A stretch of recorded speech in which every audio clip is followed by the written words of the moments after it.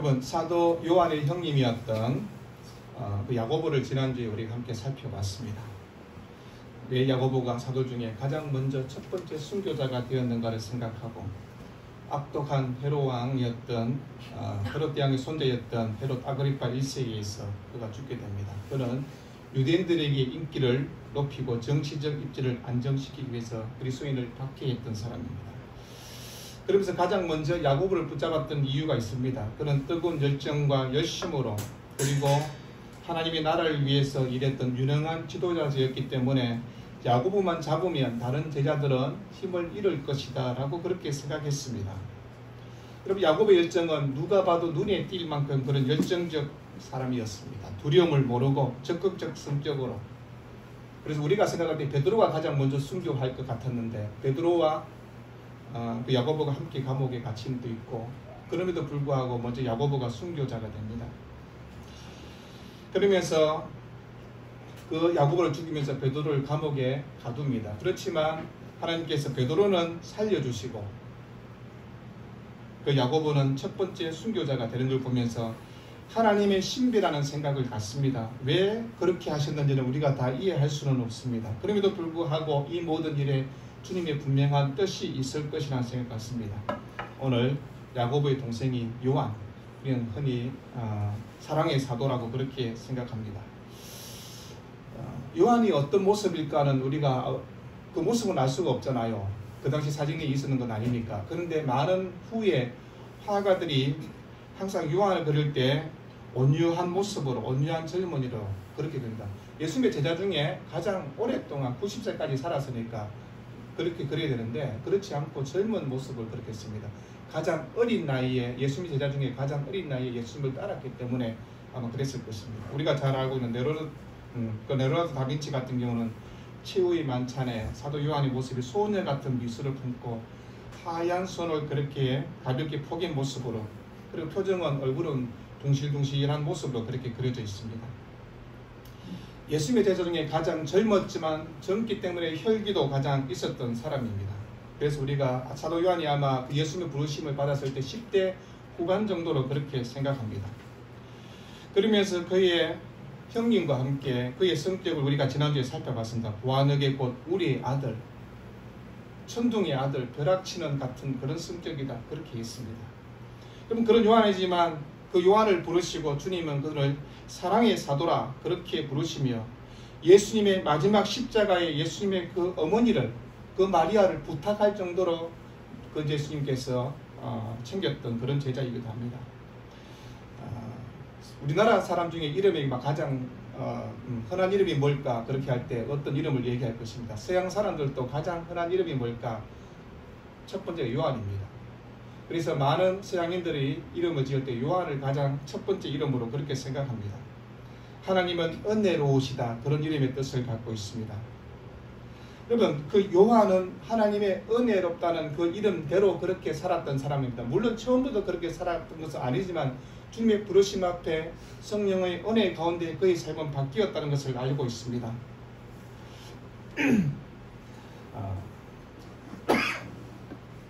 성경 요한복음 13장 23절에 예수의 제자 중 하나, 곧 그가 사랑하시는 자, 지난주에 말씀했죠. 사랑하시는 자, 또 다른 제자, 그러면 누구라고요? 사도 요한. 사랑하는 자가 예수의 품에 의지하여 누웠는지라 그렇게 얘기합니다. 우리가 아는 것처럼 요한복음의 저자는 요한입니다. 사도 요한입니다. 근데 자신의 모습을 이렇게 소개하고 있는 것입니다. 그러면서 다른 제자들보다 주님의 특별한 관계와 특별한 사랑의 관계였음을 그렇게 자기가 보여주고 있는 것입니다. 그래서 요한복음 20장 1절 2절에 안식구 첫날 일찍이 아직 어두울 때 막달라 마리아가 무덤에 와서 돌이 무덤에서 옮겨진 것을 보고 시몬 베드로와 예수께서 사랑하시던 그 다른 제자에게 달려가서 말하되 사람들이 주님을 무덤에서 가져다가 어디 두었는지 우리가 알지 못하겠다 하니, 그렇게 합니다. 예수님이 십자가를 못 박혀주시고, 그리고 마리아가 예수님의 그 무덤으로 왔습니다. 근데 부활 사건을 가장 먼저 듣고 마리아가 누구에게 알렸는가를 얘기하고 있습니다. 베드로와 사도 요한에게 알렸다라고 그렇게 얘기합니다. 그래서 요한은 이것을 가지고 표현할 때 예수께서 사랑하시던 그 다른 제자들에게 달려가서 말하되라고 그렇게 얘기합니다. 그러고 난 다음에 3절과 4절에 베드로와 그 다른 제자가 나가서 무덤으로 갈새 둘이 같이 다름질하더니 그 다른 제자가 베드로보다 더 빨리 달려가서 먼저 무덤에 이르러 베드로와 요한이 달려갔습니다. 주님의 부활의 소식을 두고 달려갔는데 요한이 더 빨리 달려갔다. 그렇게 성경은 기록하고 있습니다. 왜 그랬을까요? 예수 그리스도의 부활의 소식을 듣고 요한이 너무나 기쁨으로 그렇게 달려갔을 것이라 생각합니다. 베드로 형님을 앞질려서 그렇게 달려간 것입니다. 그래서 요한복음 21장 1절에 예수께서 사랑하시는 그 제자가 베드로에게 이르되 주님이시라 하시니 시몬 베드로가 벗고 있다가 주님이란 말을 듣고 겉옷을 두른 후에 바다로 뛰어내리더라. 여기서도 사랑하시는 그 제자 자신을 지금 그렇게 소개하고 있습니다. 여러분, 사도 요한은 자신이 어떤 존재인가를 성경 요한복음을 기록하면서 많은 곳에 그 얘기를 하고 있습니다. 왜 그렇게 할 수 있을까요? 주님 곁에 옆에서 지켜보았기 때문에 그렇습니다. 그러면서 언제나 주님의 말씀을 옆에서 들었던 사람이라고 얘기하는 것입니다. 우리가 지난주 살펴보면서 야고보와 그 요한의 집은 그래도 경제적 여유를 누리며 살만한 집이었다라고 이렇게 얘기했습니다. 수산업에 종사하는 집안. 물론 그렇다고 해서 그들은 고기 잡는 일을 하지 않는 사람이 아닙니다. 똑같이 고기 잡는 어부의 삶을 살았습니다. 그 당시 배가 지금처럼 어떤 동력에서 움직이는 배가 아니니까 우리가 아는 돛담배처럼 그죠? 돛을 이용해서 바람을 이용하거나 아니면 노를 젓거나 그런 배였습니다. 그런 배를 지었다는 것은 그가 튼튼한 건강한 청년이 났다는 것을 충분히 알 수가 있는 것입니다. 그러면서 요한과 안드레는 그 세례 요한을 통해서 예수님의 관심을 갖게 됩니다. 그 예수님과 대화를 나눈 요한은 그분이 바로 오실 우리가 기다렸던 그 메시아라는 것을 알게 되고 확신을 합니다. 그러면서 요한은 예수를 만나고 60년 이상의 삶을 살아가면서 내가 만났던 예수 그리스도 그분을 늘 회고하며 회상하면서 그때 이 일들을 소중한 기억으로 추억해서 성경을 기록한 것입니다. 요한복음, 요한 1서, 요한 2서, 요한 3서, 요한 계시록을 기록했습니다. 그러면서 요한복음 1장 35절과 39절 보면 예수님은 요한의 삶이 항상 등불이 되었고 두 사람의 사랑은 서로 주고받는 상호적 사랑처럼 그렇게 소개하고 있습니다. 그래서 요한은 예수님이 사랑하는 제자라 그러면서 예수님이 부르셨지만 모든 제자들이 처음부터 예수님을 따라온 건 아니잖아요. 부르셨지만 자기 직업을 가지고 있다가 예수님께서 따라오라 그럴 때 자신이 하던 일들 그리고 고기 잡는 일들 그물을 던져놓고 주님을 따랐다 그렇게 얘기합니다. 그래서 베드로, 야고보, 안드레와 함께 그 일을 하다가 주님이 부르시니까 사람 낚는 어부로서의 삶을 살게 되었다 그렇게 얘기합니다. 요한복음 1장 35절 보니까 또 이튿날 요한이 자기 제자 중 두 사람과 함께 섰다가 예수께서 그리심을 보고 말하되 하나님의 어린 양이로다. 두 제자가 그의 말을 듣고 예수를 따르거늘 그렇게 얘기합니다. 여기서 요한은 우리가 알고 있는 세례 요한입니다. 세례 요한이 주님을 보면서 하나님의 어린 양이다라는 것을 증거하자 예수님을 따르던 두 제자가 있었다고 얘기하는 것입니다. 40절에 요한의 말을 듣고 예수를 따르는 두 사람 중에 하나는 시몬 베드로 형제 안드레라. 안드레가 먼저 세례 요한의 제자였습니다. 그런데 그 예수님의 말씀을 듣고 따랐습니다. 또 한 명의 제자인가 누구인가를 얘기합니다. 사도 요한이라는 것입니다. 그럼 사도 요한은 예수님을 뵙고 하나님의 어린 양 메시아라는 그 자신의 스승이었던 세례 요한의 설교를 들으면서 예수 그리스도를 믿게 되었다는 것을 우리에게 말씀합니다. 요한복음 1장 38절에 예수께서 돌이켜 그 따르는 것을 보시고 물어 이르시되 무엇을 구하느냐 이르시되 납비여 어디 계시노까니 납비는 번역하면 선생이라. 예수님이 두 제자 안드레 요한에게 제일 먼저 하신 질문이 무엇입니까? 무엇을 구하느냐 그렇게 얘기합니다. 이 질문 앞에 사도 요한은 납비여 어디 계십니까? 라고 그렇게 물어봤습니다. 선생님 어디 사십니까? 라고 그렇게 물어본 것입니다. 왜 이런 질문을 했는가 하면 조금 생각해 보십시오. 우리가 앞에 살펴봤지만 주님과 교제하고 싶었기 때문에 사도 요한의 인생 중에 자신의 인생의 전환기를 만들어갔던 시점이라고 얘기하는 것입니다. 우리의 인생도 그러지 않습니까? 예수 그리스도를 만나기 이전과 만남 이후의 인생은 달라지는 것을 얘기하는 것입니다. 사도 요한은 예수님의 부르심 앞에 처음부터 주님과 깊은 교제를 하기를 원했습니다. 그리고 주님과 깊은 관계 속으로 들어가려고 했던 그 마음이 있었습니다. 그래서 예수님의 사랑과 교제를 열망했던 제자 사도 요한, 그는 예수님을 따르는 일에 기꺼이 헌신하며 살았던 제자였던 것을 보게 됩니다. 예수님을 따르면 어떤 것이 생기겠다.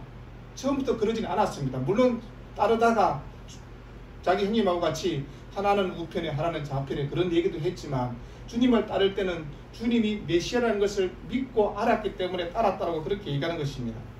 우리가 예수님이 어떤 분인가 한번 생각해 보십시오. 너무너무 좋은 분, 그것으로 끝나는 분이 아닌 것입니다. 좋은 분을 뛰어넘어서 우리의 영원한 생명과 우리의 아버지가 되시는 주님이라는 것을 고백하지 않습니까? 그러면서 자신의 신앙의 삶을 출발했던 그 사도 요한입니다. 우리가 지난주 살펴봤지만 두 형제가 성격이 비슷하다고 얘기했습니다. 다혈적이고 아주 강성이고 급한 성격이고, 그래서 주님이 우리의 아들이라고 그렇게 별명을 했습니다. 천둥과 불벼락처럼 급한 성격의 소유자인 것입니다. 여러분, 나긋나긋하고 조용한 사람은 큰 일보다는 뒤에서 일들을 마무리하는 일들을 잘합니다. 급한 사람들은요, 일을 항상 먼저 저질릅니다. 저질러 놓고 뒤에 수습이 되지 않아가지고, 그러면 차분한 사람들이 뒤에서 일을 다 또 수습하고, 그래서 일이 잘 맞추어져 가는 일들을 보지 않습니까? 이런 가운데 사도 요한은 엄청난 변화의 삶을 살아갔던 것을 보게 됩니다. 요한복음 13장 보면요, 아직까지 미성숙했던 사도 요한을 얘기합니다. 누가 나를 팔 것이다. 주님이 그렇게 얘기하는 그런 심각한 얘기를 하고 있는데, 그 사도는 그 예수님의 품에 안기어서 쉽게 말하면 주님의 품에 안기어요. 어리광을 부리는 모습을 소개하고 있습니다. 예수님의 사랑에 목말라 있는 자처럼 그렇게 소개합니다. 그래서 요한복음 13장 34절에 새 계명을 너희에게 주르니 서로 사랑하라. 내가 너희를 사랑한 같이 너희도 서로 사랑하라. 너희가 서로 사랑하면 이로써 모든 사람이 너희가 내 제자인 줄을 알리라. 여러분, 사랑의 사도답게 사랑이 무엇인가를 정리하고 있습니다. 여러분, 사랑에 강조점을 줄 수 있는 제자의 삶을 우리에게 보여주고 있는 것입니다.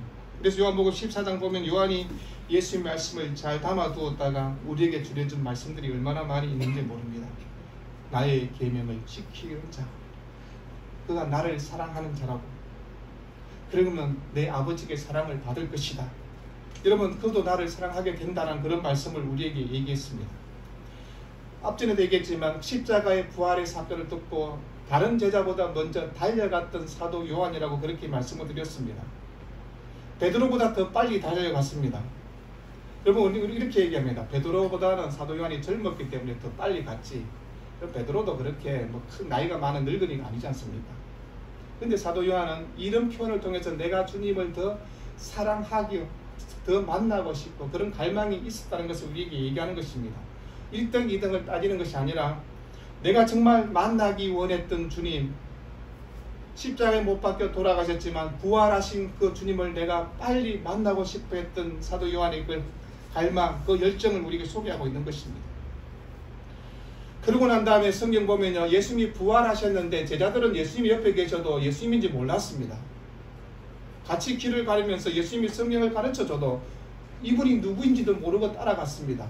근데 사도 요한은 예수님의 부활의 사건 후에 가장 먼저 알아본 제자로 그렇게 성경은 우리에게 소개하고 있지 않습니까? 그럼 베드로가 항상 급하게 움직이는 그런 제자였습니다.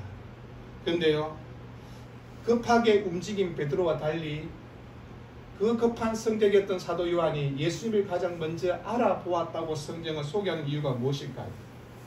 요한의 모습을 우리에게 소개하고 있는 것입니다. 우리의 아들처럼 급한 모습도 있었지만 주님을 만나고 난 다음에 그 삶은 주님을 어떤 분인가를 알고 있었다고 얘기하는 것입니다. 신앙생활의 중요한 것이 무엇입니까? 예수 그리스도 그분이 어떤 분인가를 아는 것입니다. 주님이 나와 어떤 관계가 속에 있는지. 여러분, 우리가 사람을 아는데 어느 정도 알 수 있고 조금 알 수 있고 많이 알 수 있잖아요. 여러분, 많이 알면 더 많이 안다는 것은 그 사람과 나와 교제와 만남을 통해서 친밀한 관계가 되었다는 것입니다. 여러분, 주님을 조금 알고 계시면 주님과는 아직까지 거리가 멀리 있는 것입니다. 근데 주님을 많이 아는 사람, 물론 거기에서 많이 안다는 것은 신학적으로 많이 아는 것을 얘기하는 것은 아닙니다. 예수 그리스도가 내 인생에 어떤 분인가를 내 입으로 간증할 수 있고 고백할 수 있는 그 아임을 얘기하고 있는 것입니다. 그런가 하면 마가복음 9장 38절과 40절 보면 그 병행구지였던 마태복음 18장 6절을 보죠. 누가복음 9장과 49절 50 보면요, 어느 마을에 설교하면서 요한이 한 무리 군중 속에 있는 모습을 소개하고 있습니다. 복음서에 그 사건을 다 기록했습니다. 어떤 소동이 벌어졌는가를 얘기합니다. 어떤 소동이 일어나니까 요한이 군중 속으로 들어갔습니다. 거기에 귀신 들린 한 소년이 있었고 온몸에 경련을 일으키고 땅바닥에 이리저리 구르고 신음하고 있었습니다. 요한은 이때 주께서 나에게 권유와 함께 부했던 권세를 가지고 귀신을 내쫓아야 되겠다라고 그렇게 생각합니다. 그런데 이게 웬일입니까? 전혀 엉뚱한 사람이 그 귀신을 내쫓는 것입니다. 귀신 들린 소년은 자신의 몸을 격렬하게 뒤돌다가 이에 조용해지면서 조금 후에 평온을 되찾는 것을 보게 됩니다. 그런데 이때 그 사도 요한이 끼어듭니다. 사람들을 미치고 나가면서 큰 소리 치면서 그 귀신 들린 사람을 귀신을 쫓아낸 사람 향해서 네가 이상한 사람이지 않느냐고 그렇게 얘기합니다. 아니 너가 어떻게 나의 선생님의 이름을 사용해서 이렇게 치료를 할 수 있느냐고, 네가 무슨 권리로 그렇게 하느냐고, 우리 선생님이 너에게 고난을 준 것도 없는데 왜 그렇게 하고 있느냐고 그렇게 얘기하는 것입니다. 그러면서 그렇게 하지 말라고 그렇게 얘기합니다. 쉽게 말하면요, 그 귀신 들린 사람 앞에 그 사람이 예수님의 제자는 아닌데 그 예수의 이름으로 귀신을 쫓아내니까 사도 요한이 지금 시기하고 그 얘기를 소개하고 있는 것입니다. 그러면서 그 사람을 비정상적인 사기꾼처럼 그렇게 예수님께 고발합니다. 그리고 내가 이 정도의 열심을 갖고 있다는 것을 주님 앞에 말하고 그런 모습을 우리에게 보여줍니다. 그때 주님의 칭찬 대신에 예수님께서 사도 요한의 편협된 마음을 꾸짖는 것을 보게 됩니다. 요한의 마음속에는 어느 누구도 주님의 이름으로 말할 수 없을 뿐만 아니라 주님의 이름으로 일할 수 없다고 그렇게 생각한 것입니다. 그래서 마가복음 9장 38절에 요한이 예수께 여쭤오되 선생님, 우리를 따르지 않는 어떤 자가 주의 이름으로 귀신을 내쫓는 것을 우리가 보고 우리를 따르지 아니함으로 금하였습니다. 우리하고 함께 놀지 않도록 그렇게 했습니다라고 얘기합니다. 그런데 예수님의 그 답변이 39절에 있습니다. 예수께서 이르시되 금하지 말라. 내 이름을 어떡하여 능한 일을 행하고 적시로 나를 비방할 자가 없느니라 얘기합니다. 예수의 이름으로 행하는 일도 우리가 해야 되는데 왜 다른 사람이 하는 걸 놔둡니까? 그렇게 하니까 주님이 아니다. 내 이름을 행하는 자들 다 똑같아. 그렇게 얘기했지 않습니까? 여러분, 그 당시에 있었던 모습들을 한번 상상해 보십시오. 우리가 기득권을 갖고 있다는 것입니다. 우리가 예수님의 제자고 너희는 그냥 한 무리 속에 군중 속에 있는 자들이다. 그리고 교회 안에도 그러잖아요. 우리가 교회 안에 핵심 멤버다. 너희는 교회 안에 들러리다. 여러분, 이런 생각을 갖고 있는 교인이 있다면 그런 장로와 그런 권사와 그런 목사가 있다면 그건 잘못됐잖아요. 여러분, 사도 요한이 지금 그 모습을 우리에게 지금 소개하고 있는 것입니다. 우리가 핵심 멤버예요. 너는 들러리고 우리가 하는 데에서 너가 방해하면 안 돼. 우리가 하는 데 따라와야 돼. 그리고 사도 요한이 그런 편협적 믿음의 사람이었다는 것을 얘기하고 있는 것입니다. 그럼에도 불구하고 그런 나중에 사랑의 사도로 바뀌는 것을 보게 됩니다. 항상 경쟁자처럼 생각했습니다. 내가 주님의 좌편이나 우편에 앉아야 될 사람은 나다 라고 생각했던 그의 삶입니다.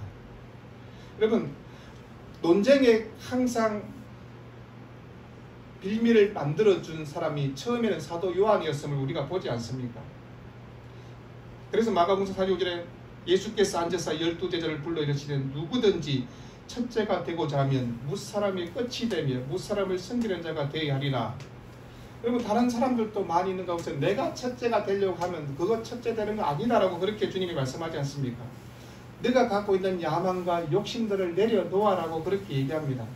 여러분, 언제 폭발할지 모르는 성격을 갖고 있는 사람들과 같이 있으면 어떤 마음이 들까요? 불안불안 아마 그렇지 않겠습니까? 우리 집 사람이 그렇게 살았습니다. 내가 언제 폭발할지 모르니. 근데 어제 그러더라고. 요즘은 옛날 같지 않고 참 착해졌다. 여러분, 착해졌으니까 제가 곧 죽을 때가 됐습니다. 그럼 착해지면 죽을 때가 되잖아요. 그죠? 그래서 이제 내가 주님 앞에 설 날이 얼마 안 남았구나. 여러분, 우리가 그런 성격의 소유자가 함께 있으면 마음에 어떤 마음이 들까를 충분히 상상할 수 있을 것입니다. 근데 주님의 다스림과 통치 가운데 그 성격이 바뀌었습니다. 사랑이 무엇인가를 깨닫는 그 모습을 우리에게 소개하고 있는 것입니다. 우레 같은 성품, 벼락치는 그 성품이 신의 성품, 예수 그리스도의 마음을 가진 그 성품으로 바뀌었다고 그렇게 얘기하는 것입니다. 이게 그리스도를 만난 사람들의 모습이라는 것입니다. 전에는 성격이 난폭하고 거친 말을 행하고 저 사람 상종 못할 사람이라고 생각했는데 예수를 만나고 난 다음에 그 말이 달라지고 그 삶이 달라지고 삶의 길이 달라지고 방향이 달라지고 그 모든 것이 달라지잖아요. 그게 그리스도를 만난 사람의 결과라고 얘기하는 것입니다. 여러분, 겟세마네 동산에서 모든 제자들이 다 도망치는 그 순간에 베드로는 멀찍이 따라가지만 사도 요한은 주님 곁에서 따라갔습니다. 쉽게 말하면 의리가 있는 제자입니다. 다른 제자들은 혹시 잡혀서 내가 망신을 당하고 아니면 어떤 고초를 당할까 싶어서 도망가 버립니다. 베드로는 자기 한 말도 있고 하니까 내가 그래도 형님인데 그래도 주님이 멀찍이 그렇게 따라갔던 그 모습을 소개합니다. 그런데 사도 요한은 대제사장의 뜰까지 들어갔다라고 그렇게 소개합니다. 물론 그렇게 들어갈 수 있었던 것은 지난주에 말씀드린 것처럼 대제사장의 그 집안과 사도 요한의 집안이 서로 교류할 만한 그런 관계 속에 있었기 때문에 그렇습니다. 그곳에서 베드로는 예수님을 3번이나 부인하는 사건을 우리에게 성경은 소개합니다.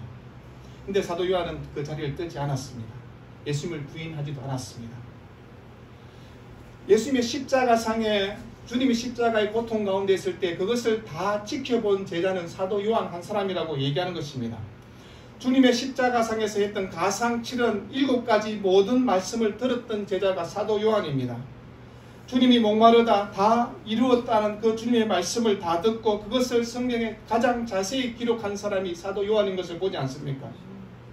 여러분, 사도 요한의 용기, 주님을 사랑했던 그 마음들을 알 수 있는 것입니다. 낭패를 당할 수 있는 자리랄지라도 주님과 함께 하려고 했던 사도 요한의 그 마음, 그러면서 자신이 주님을 바라보았던 그 모든의 삶들을 우리에게 소개하고 있는 것입니다. 그게 주님을 향한 헌신이라는 것입니다. 주님을 향한 사랑이라고 그렇게 얘기하는 것입니다. 여러분, 사람들은요, 자신이 칭찬받고 영광받는 자리를 원하지 고난받는 자리를 누가 원하겠습니까? 그런데 고난의 길도 걸어갈 수 있었던 것은 주님을 그만큼 사랑했다는 것을 알 수 있는 것입니다. 그러면서 주 예수님의 가르침과 교훈이 무엇인가를 얘기하고 있는 것입니다. 마가복음 10장 38절에 예수께서 이르시되 너희는 너희가 구하는 것을 알지 못하는 듯한, 지난주에 말씀했는 것입니다. 내가 마시는 잔을 너희가 마실 수 있느냐? 내가 받는 세례를 너희가 받을 수 있느냐? 그들이 할 수 있다. 제자들이 그렇게 말합니다. 그래서 예수께서 이르시되 너희는 내가 마시는 잔을 마시며 내가 받는 세례를 받아야 된다 라고 그렇게 말씀합니다. 고난의 잔을 마실 수 있는 사람이 주님을 따르는 제자라고 얘기하는 것입니다. 내가 영광받기 원하지? 그러면 고난도 함께 받아야 된다고 얘기합니다. 근데 교회 안에 고난은 저 멀리 던져버리고 영광의 자리에만 앉으려고 하면 어떤 일이 일어나는가를 우리가 잘 보지 않습니까? 내가 마시는 고난의 잔을 마시는 자는 주님의 영광의 자리에 함께 할 수 있다라고 그렇게 우리에게 말씀하고 있는 것입니다. 내가 누리고 있는 것, 현재 내가 갖고 있는 그 위치만 보지 말고 앞으로 다가올 하나님의 영광스러움을 바라볼 수 있는 것이 믿음이라고 그렇게 얘기하는 것입니다. 그럼 그것까지 돌아가기까지는 결코 쉬운 삶이 아닙니다. 신앙의 성숙함이 무엇인가를 한번 생각해 보십시오. 성도는 고난의 값을 지불해야만 영광을 볼 수 있는 것입니다. 주님을 위해서 선잔을 마셔야만, 고난의 자리에 함께 해야만 영광스러운 믿음의 성도의 삶을 살아갈 수 있다고 얘기하는 것입니다.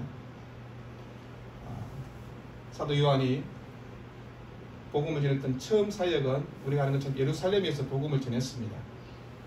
그러면서 갈릴리 지역을 다니면서 그렇게 예수님을 그 복음을 전했습니다. 사도행전 초기 보면요, 베드로와 사도 요한이 교회의 모든 일의 중심이 되는 인물로 그렇게 나와 있습니다. 물론 사도행전 후반부 같은 경우는 우리가 아는 것처럼 바울이 이 모든 일의 중심이 됩니다. 그런데 주께서 세우신 교회를 세워가는 일에 사도 요한과 베드로가 중심의 역할을 했다고 그렇게 얘기하는 것입니다.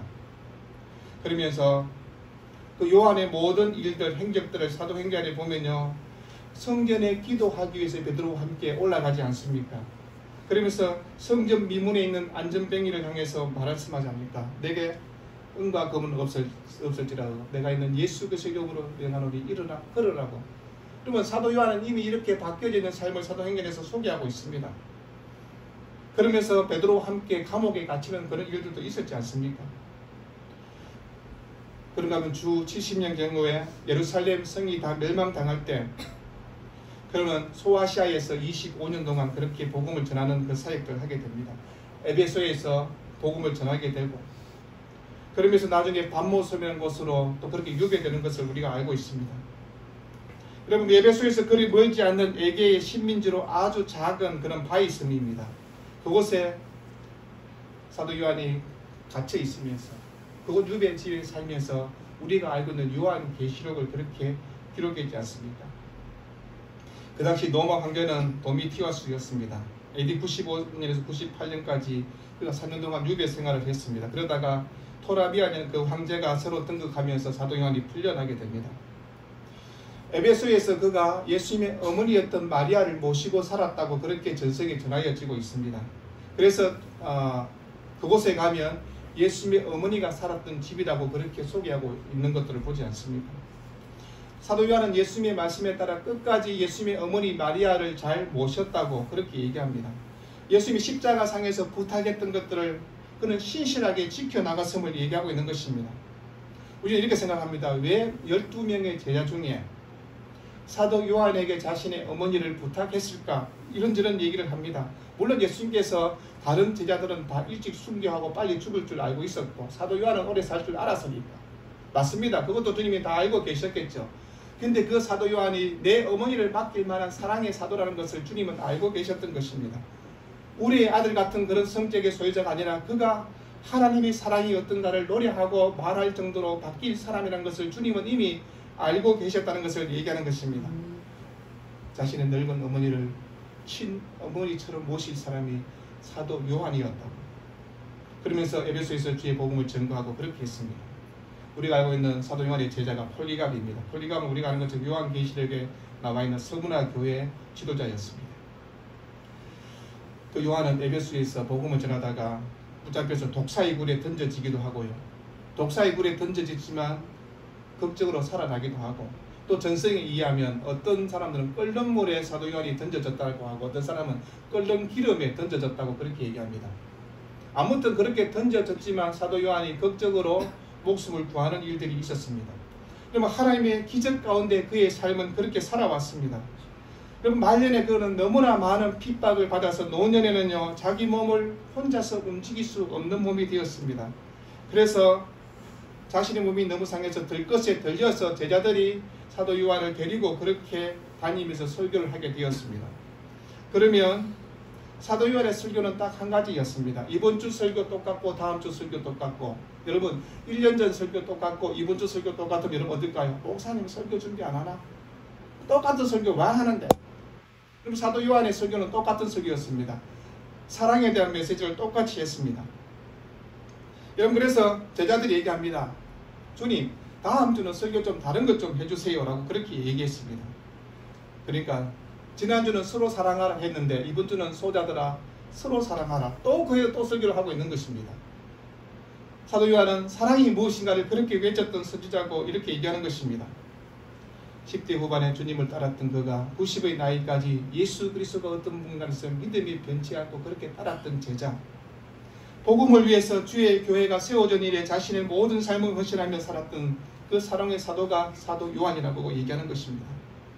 그러면서 그가 성경을 기록하며 요한복음, 요한 1, 2, 3서, 요한계시록을 기록하면서 그의 삶이 무엇인가를 우리에게 소개하고 있습니다. 여러분, 사도 요한을 한번 떠올려 보십시오. 천국 가면 딱 알 수 있을 겁니다. 아, 베드로네, 사도 요한이네. 야, 우리가 이 성경을 통해서, 당신이 기록했던 성경을 통해서 내가 그리스도를 만나고 하나님의 말씀을 듣고 신앙의 믿음의 길로 걸어와서 당신을 만나게 되었네 라고 그런 얘기할 그날이 곧 올 것입니다. 여러분, 우리의 관심이 어디에 있습니까? 어디에 삶의 초점을 맞추기를 원하십니까? 여러분, 우리의 상급이 어디에 있는가를 생각해 보십시오. 주를 위해서 살아가는 믿음의 길이 상급의 길이고 영광의 길이고, 비록 고난의 길이고 슬픔과 눈물의 길이 하지만 그 길이 바른 길입니다. 편안한 길, 쉬운 길, 넓은 길은요 주님이 원하신 길이 아니라고 얘기하지 않습니까? 그럼 한 주간의 삶을 살아가면서 또 이 말씀을 한번 떠올려봅니다. 사도 요한, 그가 어떤 사람인 걸 한번 떠올려보십시오. 사랑의 사도라는 이름을 갖게 된 그 모습을 보면서 나는 다른 사람을 어떻게 평가해? 다른 사람이 나를 보면서 나를 어떻게 평가할까? 저 옛날에 욱욱하던 그 양반이 예수 믿고 신앙생활을 하면서 목사가 되었네. 아, 그러면서 그의 나빴던 그 성격들이 바뀌어서 다른 사람을 사랑하는 사람이 되었네 라는 인정을 받아야 되지 않겠습니까? 여러분, 사랑의 사도를 떠올려보면서 주의 복음 앞에서 부끄럽지 않는 믿음으로 살아가는 이런 모든 되기를 주의 이름으로 축원드립니다. 기도하겠습니다.